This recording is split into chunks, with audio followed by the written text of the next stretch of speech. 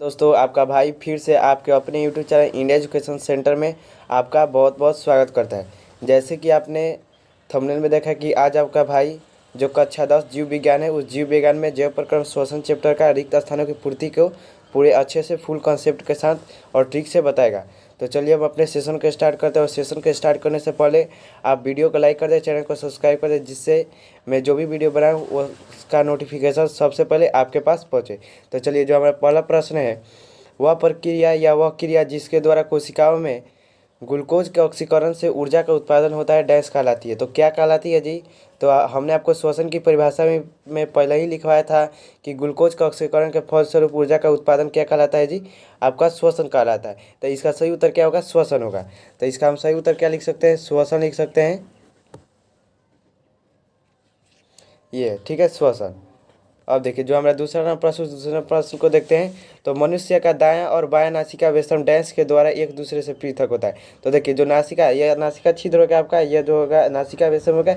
ये जो नासिका वेशम है, जिसे हम कहते हैं खाली स्थान नासिका वेशम, ये नासिका वेशम जो होते हैं वह नासिका पट्टिका के द्वारा, देखिए यही आप अंदर जब उंगली करते हैं तो यहाँ पर आपको नासिका पट्टिका दिखाई देता है। इसी नासिका पट्टिका के द्वारा दोनों नासिका वेशम एक दूसरे से क्या होते हैं, पृथक होते हैं। तो इसका सही उत्तर हो जाएगा नासिका पट्टिका।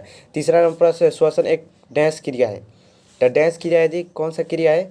तो अपचयी क्रिया है, ठीक है। चौथा नंबर से श्वसन प्रक्रिया में ग्लूकोज का डैश होता है। जो शोषण की प्रक्रिया, उस शोषण की प्रक्रिया में ग्लूकोज का क्या होता है जी? ऑक्सीकरण होता है। देखिए, पहले प्रश्न में ही हमने आपको बताया ग्लूकोज का ऑक्सीकरण के फल से ऊर्जा का उत्पादन होता है, जिसे श्वसन कहते हैं। तो किसका होता है जी? ग्लूकोज का ऑक्सीकरण होता है। तो इसका सही उत्तर हो जाएगा ऑक्सीकरण। पाँचवें नंबर प्रश्न, श्वसन के ऑक्सीकरण की क्रिया डैश में संपन्न होती है। तो हमने आपको बताया था जो श्वसन की क्रिया होती है वह पूर्ण रूप से संपन्न कहाँ होती है? तो माइटोकॉन्ड्रिया में होती है। और जो प्रथम चरण होता है श्वसन का, वो किस में संपन्न होता है? कोशिका द्रव्य में। और जो दूसरा जो चरण होता है वह माइटोकॉन्ड्रिया में संपन्न होता है। अर्थात श्वसन पूर्ण रूप से कहाँ संपन्न हुआ? तो माइटोकॉन्ड्रिया में हुआ। तो इसका सही उत्तर क्या होगा जी? आपका माइटोकॉन्ड्रिया होगा। तो इसका सही उत्तर हो गया।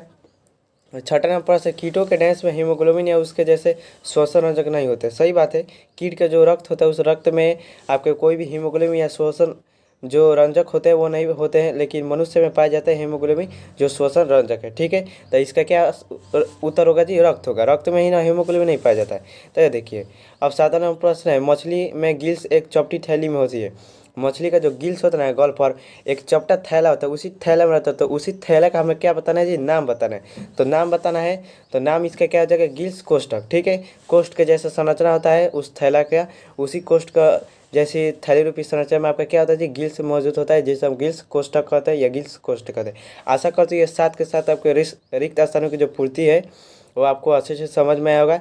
यदि इसका उत्तर अच्छे से आपके दिमाग में बैठ गया तो प्लीज़ वीडियो को लाइक करें, चैनल को सब्सक्राइब करें। तब तक के लिए जय हिंद, जय भारत।